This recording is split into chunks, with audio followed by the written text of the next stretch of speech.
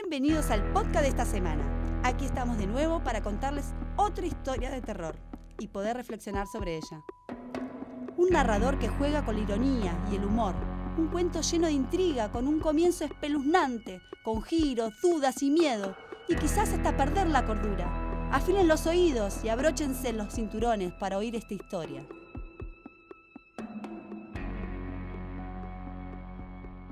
Ahora vamos a escuchar del libro Las fuerzas extrañas, El escuerzo, de Leopoldo Lugones. Un día de tantos, jugando en la quinta de la casa donde habitaba la familia, di con un pequeño sapo, que en vez de huir como sus congéneres más corpulentos, se hinchó extraordinariamente bajo mis pedradas. Me horrorizaban los sapos y era mi diversión aplastar cuantos podía. Así es que el pequeño y obstinado reptil no tardó en sucumbir a los golpes de mis piedras. Yo era un sabio en lagartos y sapos. Tomando a mi víctima con toda la precaución del caso, pensé en preguntar a la vieja criada, confidente de mis primeras empresas de cazador. Sin duda, a primera hora de la mañana lo haría. Tenía yo 8 años y ella 60. Cuando apenas empecé con mi relato, la vi levantarse apresuradamente y arrebatarme de las manos el despanzurrado animalejo. Gracias a Dios que no lo hayas dejado. En este mismo instante vamos a quemarlo. ¿Quemarlo? ¿Pero qué va a hacer? Ya está muerto. ¿No sabés que es un escuerzo? Y que este animalito resucita si no lo queman. ¿Quién te mandó a matarlo? Eso habías de sacar al fin con tus pedradas. Ahora voy a contarte lo que le pasó al hijo de mi amiga, la finada Antonia. Que en paz descanse.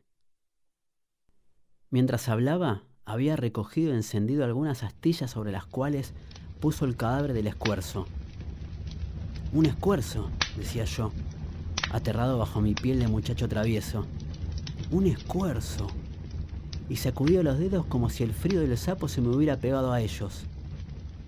Mientras asaba mi fatídica pieza de caza, la vieja criada hilvanó su narración. Antonia, su amiga, vivía con su hijo único, en una casita muy pobre. El muchacho trabajaba para ambos, cortando madera en el vecino bosque, y así pasaba año tras año, haciendo a pie la jornada de la vida. Un día volvió, como de costumbre. Por la tarde, y al hacerlo, refirió a su madre que en la raíz de cierto árbol muy viejo había encontrado un escuerzo, al cual no le valieron hinchazones para quedar hecho una tortilla bajo el ojo de su hacha. Has de saber que el escuerzo no perdona jamás al que lo ofende. Si no lo queman, resucita. Sigue el rastro de su matador y no descansa hasta que pueda hacer con él otro tanto. El buen muchacho rió grandemente del cuento, intentando convencer a la pobre vieja de que aquello era una paparruchada, pero ella insistió en que la acompañara a quemar los restos del animal. No era tan distante, unas 6 cuadras a lo más. Fácilmente dieron con el árbol recién cortado, pero por más que hurgaron entre las astillas y las ramas desprendidas, el cadáver del escuerzo no apareció. ¿No te dije? Ya se ha ido. Ahora ya no tiene remedio esto. Mi padre San Antonio te ampare. Pero qué tontera, afligirse así. ¿Se lo habrán llevado las hormigas o lo comería algún zorro hambriento? Habráse visto extravagancia llorar por un sapo. Regresaron pues a la casita, ella siempre llorosa.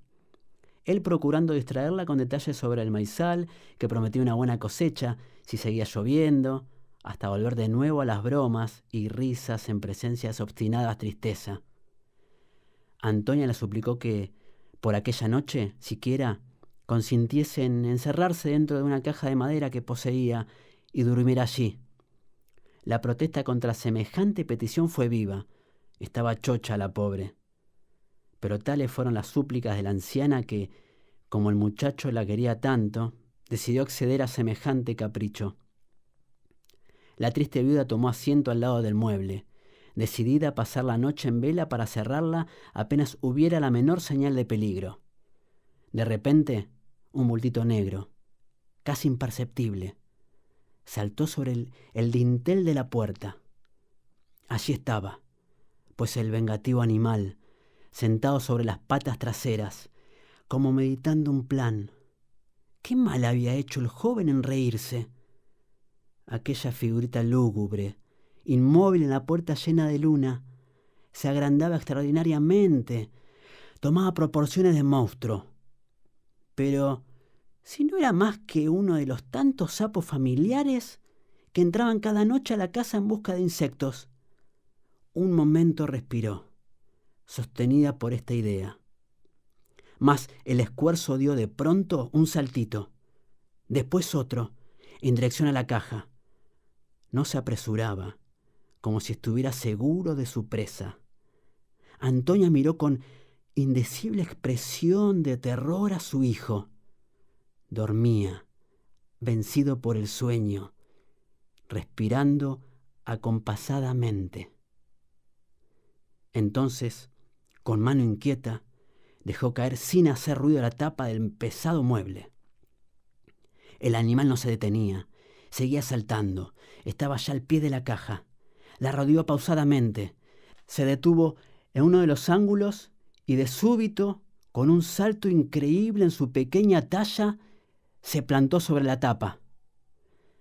El sapo comenzó a hincharse por grados, aumentó de una manera prodigiosa, hasta triplicar su volumen. Permaneció así durante un minuto en que la pobre mujer sintió pasar por su corazón todos los ahogos de la muerte. Después fue reduciéndose, hasta recobrar su primitiva forma. Saltó a la tierra, se dirigió a la puerta y, atravesando el patio, acabó por perderse entre las hierbas. Entonces se atrevió Antonia a levantarse toda temblorosa. Con un violento ademán abrió de par en par la caja. Lo que sintió fue de tal modo horrible que a los pocos meses murió víctima del espanto que le produjo. Un frío mortal salía del mueble abierto y el muchacho estaba helado y rígido bajo la triste luz en que la luna amortajaba aquel despojo sepulcral, hecho piedra ya, bajo un inexplicable baño de escarcha. En un ahogo de terror y frío me desperté espantado. A mi lado la cajita con el pequeño escuerzo yacente y despanzurrado permanecía como lo había dejado la noche anterior, solo que algo más duro y seco. ¿Viste que al final era toda una pesadilla lo que le pasó al protagonista? A mí me parecía, porque eso no es real. Creo que está todo en la imaginación, en la cabeza. Exacto. Yo creo que está todo en la imaginación, porque cuando nosotros tenemos un temor, cuando nos dormimos, eso va hacia nuestra mente y proyecta en imágenes contando historias donde canalizamos lo que sentimos o expresamos esos miedos. Son esos miedos que estando despiertos no nos animamos a expresar o decir, y al dormirnos se transforman en sueños, pesadillas. Y sí, yo, por ejemplo, cuando me sucedía eso, trataba de pensar en cosas lindas que me habían pasado, o algo que vi que me parecía fabuloso. Entonces trataba de tranquilizarme, cerraba los ojos y me terminaba durmiendo de nuevo. Había conseguido un atrapasueños como amuleto, y eso me ayudó a estar más tranquila. Yo también, y además yo tenía un peluchito que abrazaba en esas ocasiones donde tenía mucho miedo. Tenemos que aprender que el miedo es una emoción. Si tenemos miedo, sentimos una sensación desagradable, que es provocada por la idea de un peligro real o imaginario. Todas las personas tienen miedo. Hay muchas clases de miedo. Miedos a los monstruos que nos imaginamos o vimos en algún video. Miedo cuando tenemos que rendir un examen o cuando tenemos que actuar en un acto de la escuela. El miedo es como un mago. Si le quitas la magia, perderá su encanto. Dejará de ser mago. Al miedo hay que quitarle el poder. Los miedos pueden darnos preocupaciones o pueden ser un desafío para aprender. Por eso, con la ayuda de nuestras personas más cercanas, hay que desafiarlos y enfrentarlos. No hay que guardarlos, hay que contarlos.